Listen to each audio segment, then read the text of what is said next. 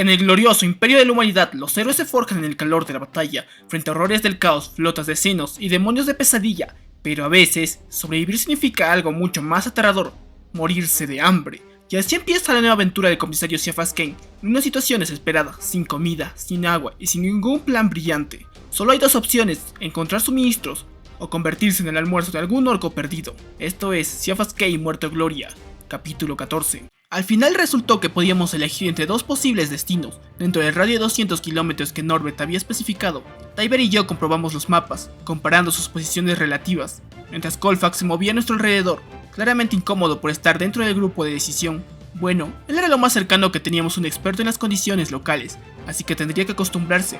Este es lo más cercano, dijo Tybert, señalando un almacén de suministros aproximadamente al sur de nuestra actual posición. Me quedé mirando la tabla de datos, las palmas de mis manos comenzaron a picarme de la manera ya familiar. Había algo de eso que hacía que me sintiera mal, aparte, por supuesto, del hecho de que nos apartaría casi 100 kilómetros de nuestro camino. Bueno, al menos a mí, yo quería atravesar la península lo más rápidamente posible y llegar a la seguridad del continente occidental lo antes posible. Además, iríamos casi todo el camino por la carretera principal, que seguramente esté repleta de pieles verdes, señalé. La razón de mi inquietud entró repentinamente en mi mente.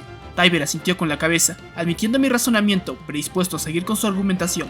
Eso será cierto por cualquier ruta que tomemos, sin que importe la que decidamos, dijo. Negué con la cabeza, cada vez más convencido de que mi elección era la correcta. Señalé el otro depósito, estaba a unos 30 kilómetros más lejos que el anterior, más o menos hacia el oeste de donde nos encontrábamos. De acuerdo, este está más lejos, accedí, pero también está situado en un lugar aislado, lo que nos debería permitir evitar la mayoría de los pieles verdes. Miré a Colfax, ¿no es así? Cierto, Colfax era un hombre pequeño y ancho, al parecer dueño de unos poderosos músculos antes de que su cautiverio entre los orcos se hubiese cobrado su peaje.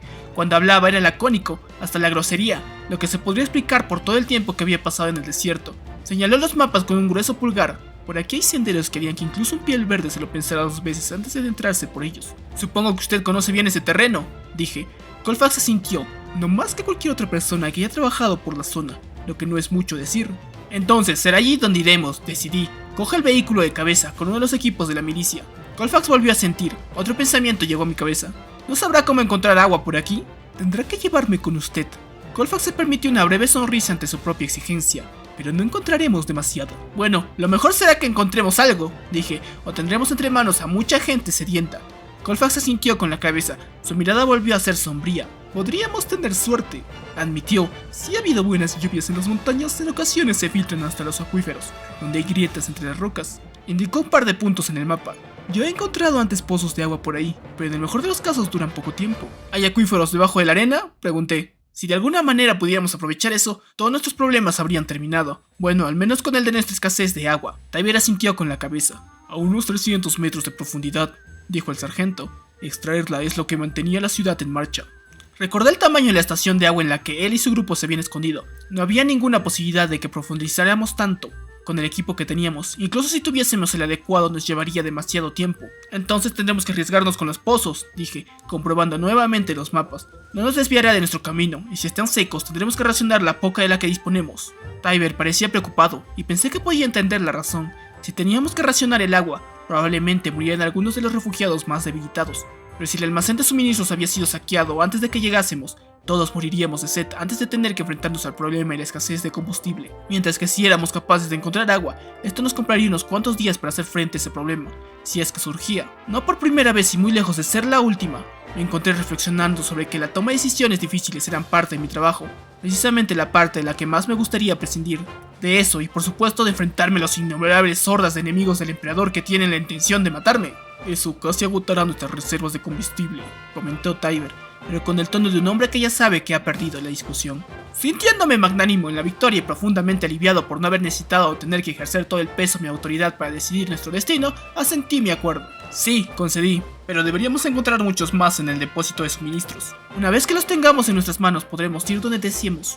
¿Y dónde es exactamente eso?, preguntó Colfax, recordándome de nuevo su existencia. Señalé el continente occidente en la pequeña pantalla de mapas en la tabla de datos. Queremos llegar aquí. Colfax soltó un breve y áspero sonido de incredulidad desde lo más profundo de su garganta, que yo ignoré fácilmente. Las expectoraciones periódicas de Jürgen eran considerablemente más explosivas, pero a corto plazo Hice zoom sobre la imagen mostrando el área que nos rodeaba detalladamente. La mejor ruta parece ser esta. Indiqué el camino en el mapa, saltando de un depósito de suministros a otro. Saldremos del desierto por aquí, luego pasaremos por las tierras bajas, y más tarde subiremos a las montañas. Eso era ligeramente inquietante, ya que hasta donde podía ver solo había un paso importante y estaría repleto de pieles verdes. Bueno, ya nos enfrentaríamos con el problema cuando llegara el momento. Después cruzaremos la llanura costera, atravesaremos la península y seremos libres. Si lo decía lo suficientemente rápido, casi sonaba hasta posible. Colfax volvió a bufar. Se le olvidó decir pasando a través de todo el ejército orco, dijo. Ese era un buen argumento. La mayoría de ellos estarían congregados en la llanura costera, agrupándose en una masa compacta, tratando de inundar el estrecho cuello de tierra que comunicaba con el continente occidental. Me encogí de hombros. Ya pensaremos algo, dije, tratando de sonar confiado. No tiene sentido preocuparse de eso ahora. El fornido civil asintió. Está bien. Estuvo de acuerdo. De todas formas, por entonces posiblemente ya estemos todos muertos. Los viejos hábitos son sorprendentemente difíciles de romper, a pesar de que el número de soldados de nuestro grupo estaban superados por 10-1 por el peso muerto del resto de refugiados. Antes de partir me encontré caminando a lo largo del convoy, repartiendo palabras de ánimo entre individuos al azar, repartiendo piadosos tópicos y generalidades que comúnmente servían para elevar la moral. Para mi sorpresa parecía estar funcionando, el estado de ánimo parecía bastante elevado. Y la mayoría de los pobres desgraciados a los que habíamos rescatado tenían grandes sonrisas en sus rostros, mientras nos preparábamos para partir. Hay que concretar que en aquellas circunstancias tenían muchas razones para sonreír. Habían cambiado la certeza absoluta de una muerte inminente por una casi inevitable. Un sentimiento que después de haberlo experimentado en demasiadas ocasiones durante el último siglo, les aseguro es sorprendentemente reconfortante. Comencé por la parte final del convoy, donde Grenbow estaría tratando de inculcar una cierta apariencia de orden en su unidad de milicianos, asistido por un hombre de rostro duro vestido con los restos de un uniforme de las fuerzas de defensa planetaria, el único entre los reclutas que parecía saber cómo utilizar un fusil láser. El antiguo operador de Vox se encogió de hombros cuando le pregunté cómo le iba. Bastante bien, dijo. Me di cuenta que por fin se había quitado el inútil transmisor de Vox de mochila, dejándola apoyada en la parte de atrás del camión que estaba sumando, junto con la parte de nuestros preciosos suministros que Norbert había decretado que debía llevar ese vehículo. Para mi vaga sorpresa, el surfero de las tablas de datos había demostrado tener el suficiente sentido común para asegurarse de que nuestra comida y el agua viajaran protegidas por una escolta militar, distribuyéndola solo entre los 5 vehículos que tenían dotación militar, sin hacer demasiado obvio que su objetivo era reducir los hurtos tanto como fuera posible. Están tan listos como pueden llegar a estarlo, dijo Grenbow. Su tono bastó para decirme todo lo preparados que creía que estaban. Yo sentí con la cabeza. Estoy seguro de que sabrás mantenerlos unidos si nos atacan, le dije. Grenbow sonrió sin ganas. Les he dicho que si los orcos nos atacan deben poner sus armas en automático, dijo, y mantener apretado el gatillo hasta que se agote la célula de energía. Lo que yo estaba pensando sobre eso se debió reflejar en mi cara, porque se encogió de hombros. Lo sé, es un criminal desperdicio de munición, pero al menos así, mientras disparan, podrán mantener lejos por un tiempo los pieles verdes. Y si no lo consiguen, la falta de municiones será el menor de nuestros problemas. Siempre podremos recargarlas más tarde, le aseguré. Además, debería haber muchas más células de energía más en el depósito de suministros al que nos dirigimos. Vamos a llegar, me aseguró uno de sus reclutas, una joven delgada y fuerte, con los ojos fríos y un tatuaje en su cara, sin duda de los posibles pandilleros que Tybur había mencionado. Estaba con una mano apoyada en el montaje del arma pesada del vehículo, algún tipo de cañón automático por su aspecto, y tuve la clara impresión de que había rechazado un fusil a cambio del arma más destructiva que pudiera manejar. No tengo la menor duda, le aseguré. Hola, comisario. Felicia se acercó a nosotros con el brazo y la cola mecánica, sujetaba encima de su hombro una gran bolsa que producía un tintineo metálico. Herramientas, supuse. Llevaba un par de hombres detrás de ella, ambos con bultos similares al suyo, que ella cogió uno por uno y lanzó por encima de la puerta trasera blindada del camión, provocando el suficiente estrépito para que algunos de los reclutas más nerviosos se volvieran y apuntaran sus armas contra ella. Un momento antes de relajarse con elaboradas pantominas de despreocupación, los dos artesanos. Asumí que les había convertido en sus ayudantes de forma más o menos permanente. ¿Viene a despedirse antes de salir? Solo comprobando cómo están las cosas, le aseguré. Por ejemplo, que no pierdas el autobús. Ella se echó a reír mientras subía a bordo del camión, seguida un momento después y de forma mucho más torpe por sus ayudantes. En teoría, viajando en el último vehículo del convoy, podría acudir en ayuda de cualquiera de los otros que estuviera dificultades sin tener que dar marcha atrás con su vehículo o dar la vuelta. Algo que Colfax nos había asegurado que sería mejor evitar, esas maniobras en los caminos que había seleccionado. Y dado que su trabajo había sido mantenerlos abiertos, confiaba en su opinión sobre eso. No me perdería esto por nada de la galaxia. Luego su atención se centró en el dañado transmisor Vox. Guau, esto ha recibido un buen golpe. ¿Puedes arreglarlo? Pregunté con esa posibilidad insinuándose en mi mente por primera vez. Si pudiéramos repararlo, podríamos utilizarlo como transmisor, aumentando así el alcance de nuestros comunicadores portátiles, y también tendríamos la posibilidad de escuchar a otros rezagados imperiales que hubiera en las proximidades. Si había otras unidades de las FDP en la zona, también se verían obligados a dirigirse hacia los depósitos de suministros, así que era razonable apostar que estarían en alcance de recepción al menos durante un tiempo. Puedo intentarlo. dijo alegremente Felicia, comenzando a introducir su mecadendrita entre la carcasa del aparato de box. Pero no puedo prometer nada. Por supuesto que no, dije. Seguí adelante. En el siguiente camión iban Ariot y los refugiados más graves, la mayoría simplemente habilitados por su calvario, pero algunos exhibían consecuencias mucho más graves a causa del maltrato en manos de los orcos, fracturas de huesos, miembros dislocados y hemorragias internas. El amable veterinario levantó la mirada cuando me acerqué. ¿Comisario?, dijo, como si acabaran de presentarnos a una fiesta a pesar de mi creciente sensación de urgencia. Disminuí mi ritmo. Doctor, le respondí, haciendo que sonriera irónicamente. ¿Cómo están sus pacientes? El veterinario se encogió de hombros, por un momento pareció agotado, abrumado por la responsabilidad, luego volvió a su buen humor. Si fueran mis pacientes habituales ya habría sacrificado a la mitad. Su sonrisa se relajó algo. Sin embargo, en estas circunstancias y siendo pacientes de tamaño medio, solo puedo confiar en el tiempo y los analgésicos. Unas breves oraciones al emperador tampoco harían daño. El veterinario bajó la voz. Pero, siendo honesto, puedo hacer muy poco por los casos más graves. Solo mantenerlos estabilizados hasta que lleguemos a algún lugar con las instalaciones adecuadas. Una oportunidad mucho mayor que la que tendría sin usted, dije, dejándolo un poco más animado que antes. El siguiente par de buggies estaban llenos de civiles. Luego llegué al camión del que se habían apropiado los que quedaban de la escuadra Bravo.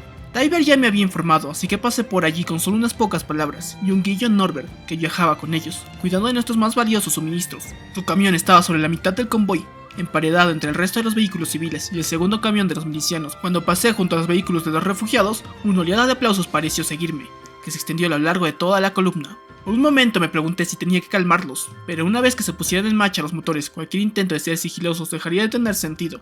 Es mejor dejarles que se desahogaran. Las cosas iban a ponerse muy mal pronto, así que decidí dejarles que se divirtieran mientras podían. El soldado Tarville parecía tener a su grupo más o menos controlado.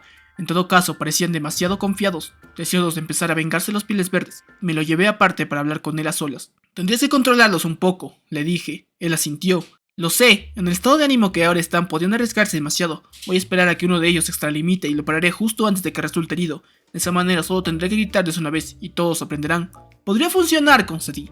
Pero si quieres mi consejo, castígales duramente una vez que nos pongamos en movimiento. Esto es una patrulla de combate, no una excursión de placer. En su honor debo decir que era lo suficientemente inteligente como para escuchar. Cuando comenzaron los disparos, a pesar de todos mis temores, los mantuvo bastante unidos, mucho mejor de lo que yo esperaba. Nuestro propio buggy fue el siguiente. Jürgen ya estaba montado en él y preparado para partir, así que solo me quedaba el camión de cabeza, donde iba la chusma de Hanscom y nuestro guía nativo. Tuve unas rápidas palabras con ambos, enfatizando su importancia en nuestro viaje, pero no tanto como para someterlos a más presión de la que ya sentían. Le llevaré hasta allí, dijo Colfax, y se subió a bordo del camión junto al conductor. Hanscom lo vio alejarse, con una ligera expresión de duda. ¿Está seguro de que no quiere llevarlo con usted, señor? Yo pensaba que usted encabezaría la marcha. Negué con la cabeza. No, prefiero estar un poco más atrás, así será más fácil intervenir si alguien se mete en problemas, dije. Además, si cogíamos los caminos equivocados, prefería no ser yo quien lo averiguara. Hanscom asintió, tomándose esa débil excusa al pie de la letra. Como usted prefiera, señor, dijo mientras saludaba. No le defraudaremos, se lo prometo. Mientras corría hacia su destartalado vehículo, la chusma de su unidad se puso a aplaudir como si estuvieran en un sector festivo, en lugar de estar a punto de entrar en combate, y ya tarde se me ocurrió que ellos pensaban que era un honor estar en la cabeza de la columna. Bueno, mejor para ellos, si eran capaces de mantenerse fuera de la línea de tiro, yo también me encontraría bien. Volví a mi vehículo y activé el diminuto transmisor de oreja mientras subía a bordo. Comprobación de comunicaciones, dije. Parecía haber mucho más espacio ahora que la mayor parte de los suministros había sido distribuido a lo largo del convoy. Me fui quitando el abrigo, mientras Jürgen, Tyber, Grenbow, Tarville y Hanscom se comunicaban, uno por uno. Ya estaba haciendo más calor. Doblé el pesado paño formando un improvisado cojín que coloqué encima de una de las cajas de munición para el Volter. Esperé un momento escuchando el silbido de la estática mientras me volví a colocar el cinturón con mis armas. Me senté en un rincón tan cómodamente como pude. Colfax, ¿me oyes? Sí. El túnel artesano era tan cortante como siempre. Me ha llevado un minuto averiguar cómo funciona esto. Bien, disimulé mi irritación fácilmente. Si todo el mundo está listo, ya podemos ponernos en marcha. El rugido de los motores al arrancar rompió el silencio. El estruendo formó una serie de picos mientras el motor de cada vehículo mal sincronizado vomitaba la vida, uno tras otro. Cada vez que pensaba que bajo ninguna circunstancia el sonido no podía ser más alto, más intolerable, el ruido redoblaba el volumen. Los ecos producidos entre las dunas que nos rodeaban hacían las cosas 10 veces peor. Después de lo que pareció una eternidad, el camión frente a nosotros se puso en movimiento, dando tumbos. Entonces, con un tirón que parecía específicamente diseñado para subrayar la inutilidad de mis esfuerzos doblando el abrigo, Jürgen aceleró nuestro propio vehículo. Ya no había tiempo para preguntarme si había tomado la decisión correcta, para bien o para mal, y estábamos en marcha, rodando hacia un destino que ha seguido formando parte de mi vida desde entonces. No te pierdas el próximo capítulo de las aventuras del héroe del imperio. Suscríbete, activa la campanita y acompáñame en el siguiente episodio. Este fue Romanito, nos vemos en la siguiente batalla. Y recuerda, que el emperador protege.